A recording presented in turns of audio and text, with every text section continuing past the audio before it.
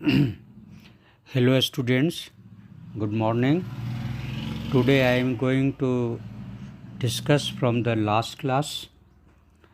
Last class I have started atomic structure. Now I am continuing atomic models.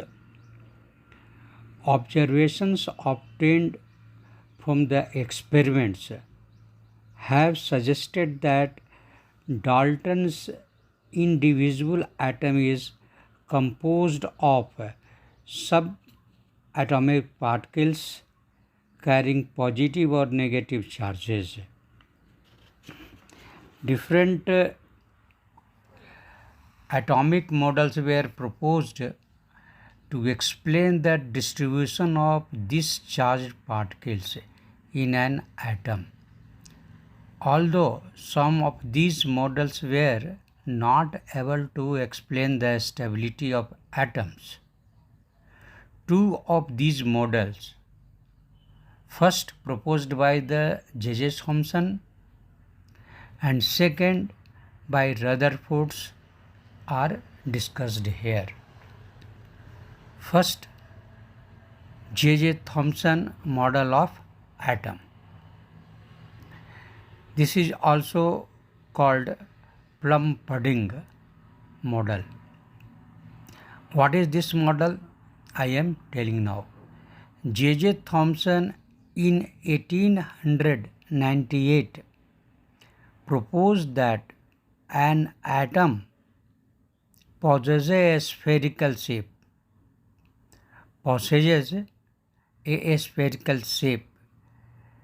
radius approximately 10 to the power minus 10 meter, in which the positive charge is uniformly distributed. The electrons are embedded into it in such a manner as to give the most stable electronic arrangement. Many different names are given to this model. For example, plum pudding, raisin pudding, or watermelon. This model can be visualized as a pudding or watermelon of positive charge with plums or seeds here representing the electrons embedded into it. An important feature of this model is that the mass of atom is assumed to be uniformly distributed over the atom. Although this model was able to explain the overall neutrality of the atom, but was not consistent with the results of later experiments. Thomson was awarded Nobel Prize for Physics in 1906 for his theoretical and experimental investigation on the conduction of electricity by gases. This I have told about the Thomson model of atom. Now I am going to discuss other model, that is the Rutherford's nuclear model of atom. Rutherford and his students, his name was Hans Geiger and Ernest Marsden, bombarded very thin gold foil with alpha particles. A stream of high energy alpha particles from a radioactive source was directed at a thin foil. Its thickness was very less, 100 nanometer of gold metal. The thin gold foil had a circular fluorescent zinc sulfide screen. Again I am telling, the thin gold foil had a circular fluorescent zinc sulfide screen around it. Whenever alpha particle struck the screen, a teeny flash of light was produced at that point.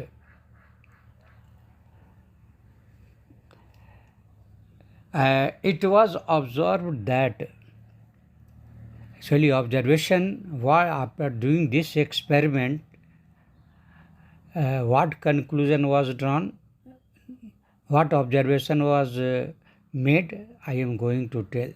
3 observation was made. First observation, most of the alpha particles pass through the gold foil undeflected.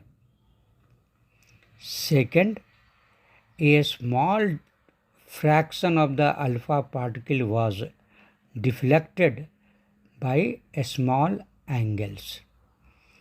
And third, a very few alpha particles, 1 in 20,000, bounced back, that is, were deflected by nearly 180 degrees. On the basis of observation, following conclusions regarding the structure of atom was drawn. On the basis of observation, what I have discussed now, on the basis of observations, Rutherford drew the following conclusion regarding the structure of atom. First conclusion. First conclusion, most of the space in the atom is empty, as most of the alpha particles pass through the foil undeflected. Second, a few positively charged alpha particles were deflected.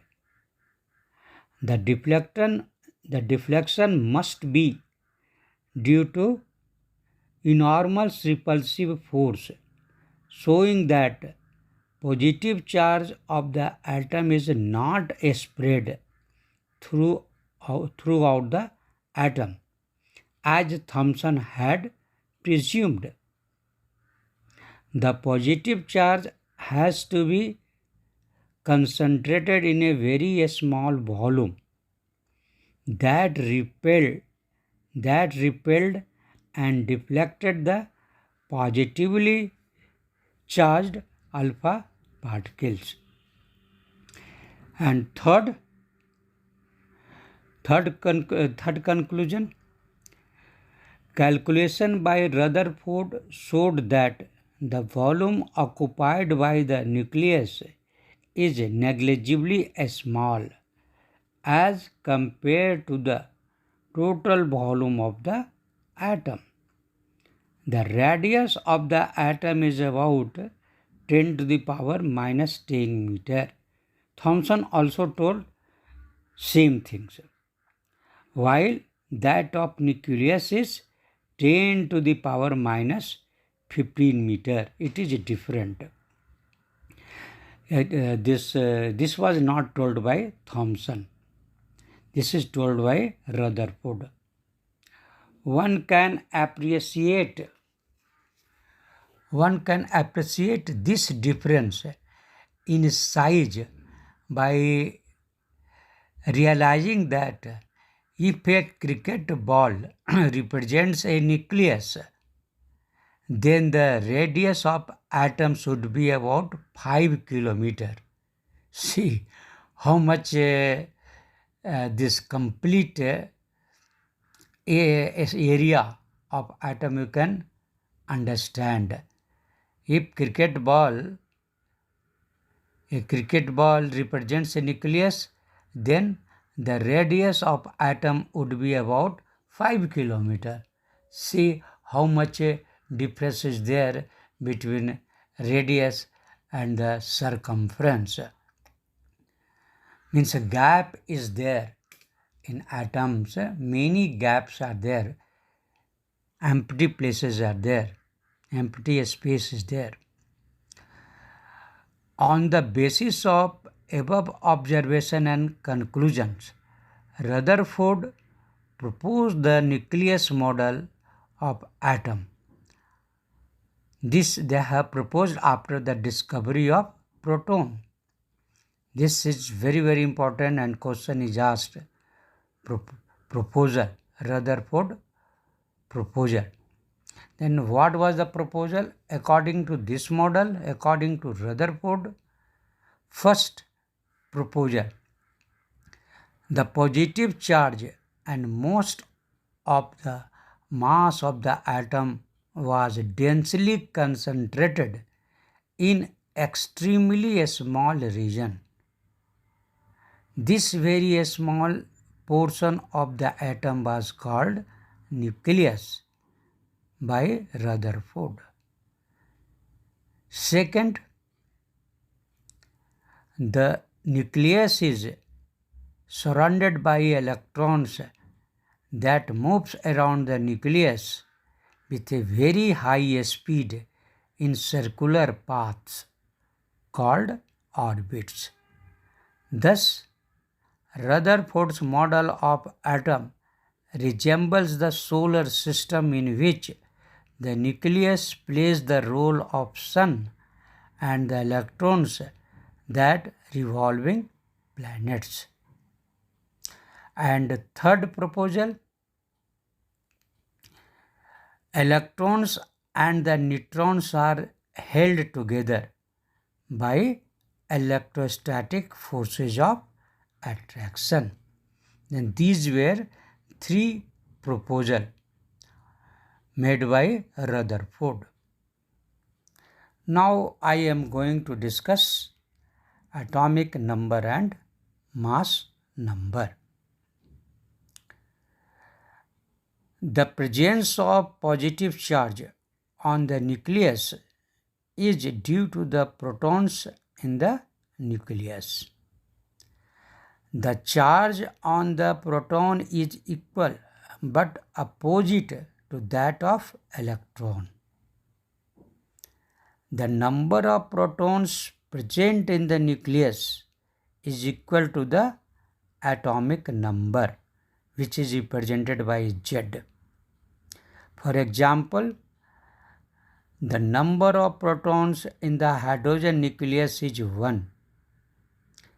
In sodium atom, it is 11.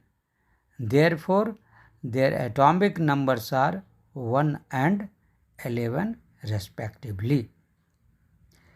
In order to keep the electrical neutrality, the number of electrons in an atom is equal to the number of protons. Proton means atomic number, I told you it is represented by Z, and number of proton is equal to the number of electron.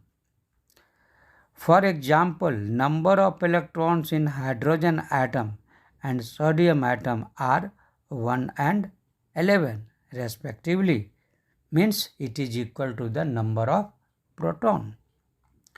Atomic number, which is represented by Z, is equal to number of protons in the nucleus of an atom, that is equal to number of electrons in a neutral atom. Again I am telling you in a mathematical way, atomic number Z is equal to number of protons in the nucleus of an atom, and that is equal to number of electrons in a neutral atom. While the positive charge of the nucleus is due to the protons, the mass of the nucleus due to proton and neutron. Here you have to understand. While the positive charge of the nucleus is due to proton, the mass of the nucleus is due to the proton and neutron. Protons and neutrons present in the nucleus are collectively known as nucleons. The total number of nucleons is termed as mass number, that is represented by A, capital A. The total number of nucleons is termed as mass number A of the atom. Mathematically, it is represented like this. Mass number capital A is equal to number of protons Z plus number of neutron N. This concept is very useful in solving the numericals. Now I am going to discuss isobar and isotopes.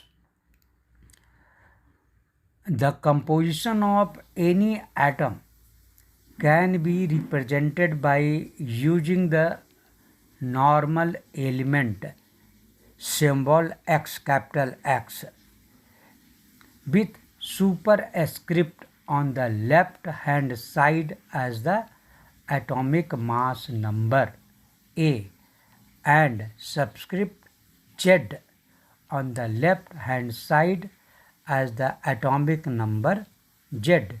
Means you can write X and left side top A and down Z. X left side top capital A and down Z. This is the representation of an element. Now what is the isobars? Isobars are the atoms with same mass number but different atomic number. For example, carbon 14, mass number 14, atomic number 6, and nitrogen 14, mass number 14 and atomic number 7. Both are isobar because carbon and nitrogen have same mass number but different atomic number. Same mass number, different atomic numbers are called isobars. On the other hand, atoms with identical atomic number but different atomic mass numbers are known as isotopes. In isotopes, atomic numbers will be the same but mass numbers will be different. Both are just reverse. In other words, you can tell it is evident that difference between the isotopes is due to the presence of different number of neutrons present in the nucleus. This is very important what I am telling now. That it is evident that difference between two isotopes is due to the presence of different number of neutron. Number of neutron vary. That's why mass number vary. Due to the different number of neutrons present in the nucleus. For example, considering of hydrogen atoms, again 99.985% of hydrogen atoms contain only one proton. This isotopes is called protium 1H1, means mass number is 1, atomic number is 1. In this, no neutron. That's why mass number is only 1. 1 plus 0, that is the 1. Rest of the percentage of hydrogen atom present two other isotopes. The one containing 1 proton and 1 neutron, and is called deuterium D, and it is represented by D, top you write 2 and down 1, means mass number 2, atomic number 1.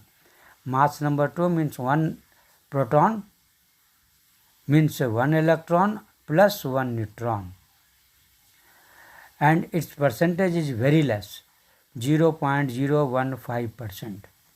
And the other isotopes of hydrogen, here 1 proton and 2 neutrons are there, and it is called tritium, and it is represented by T, capital T, mass number 3 at the top and down 1, atomic number 1. Hence, tritium, which is represented by T, mass number has 3 and atomic number 1. And this tritium, the tritium isotope is found in trace amounts on the earth, very, very less, and is also radioactive. Other examples of commonly occurring isotopes are carbon atoms containing 6, 7 and 8 neutrons. Besides 6 protons, protons are same, but in that numbers are different. In carbon 12, 6 protons means 6 electrons plus 6 neutron means 6 plus 6, 12. And in 13, carbon 13, it is 6 proton plus 7 neutron means 13. And in 14, carbon 6 proton plus 8 neutron, that's why it became 14. Then carbon has 3 isotopes, 13, C12, C13, C14. Like that way, chlorine atoms containing 18 and 20 neutrons besides 17 protons.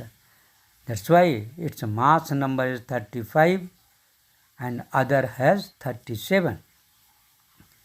And atomic number, that is number of proton, that is 17, is common in both, but mass number is differing due to the number of electrons. Lastly, an important point I want to mention, regarding isotopes. What is that important point? That chemical properties of atoms are controlled by the number of electrons, which are determined by number of protons in the nucleus. Number of neutrons present in the nucleus have very little effect on the chemical properties of an element. Mainly chemical properties depend upon the number of electrons. Therefore, all the isotopes of a given element show same chemical behavior. Now, before closing today's class, I want to just explain 1-2 numericals which is generally asked in all competitive examination from the lowest level to highest level. Just I am giving you concept. After that, same way you can apply for many numericals. Now I am telling you, just suppose you have to calculate the number of protons, neutrons and electrons in bromine, which has atomic number 35 and mass number 80. How will you calculate number of proton, number of electron and number of neutron? Then it is very easy. Bromine has atomic number 35. It was very clear, number of neutron, number of electron and number of proton both are equal. It means number of electron is 35 and number of proton is also 35. Then what is the number of neutron? Then just from the 80 you deduct the number of proton, means 80 minus 35. Number of neutron is equal to 80 minus 35, means from mass number you have deducted the number of proton. Now it became 45. Then 45, that is the number of neutron. Then now see, when you are knowing mass number and atomic number, then very easily you can calculate the number of neutron, because mass number minus atomic number, that is the number of neutron. Now second important concept I am telling you by giving one example. Sometimes if you can say it is ion maybe anion or cation, that time you have to think little more, you have to little serious while calculating, because anion has negative charge and cation has positive charge. Then negative charge means neutral atom has taken electron, might have taken 1 electron then minus 1, might have taken 2 electron then minus 2, might have taken 3 electron then minus 3. Same way cation might have given 1 electron lost then plus 1. If it has lost 2 electron then plus 2. If it has lost 3 electron then plus 3 charge it will have. Then this you have to think over. By one example I want to clear it. The number of electrons, protons and neutrons in a species are equal to 18, 16 and again 16 respectively. Assign the proper symbol to the species. Then how will you solve this numerical? Then now again you can see, first of all you find out what is the number of proton. Then here in question the atomic number they have given 16. Then atomic number is 16. Why? Because number of proton is 16. The number of proton is 16. It means the atomic number is 16. Now after that, this you can see number of electron is more. It is 18. Means 2 electron is more. It means what? Actually, I told you number of proton is number of in actual sense atomic number.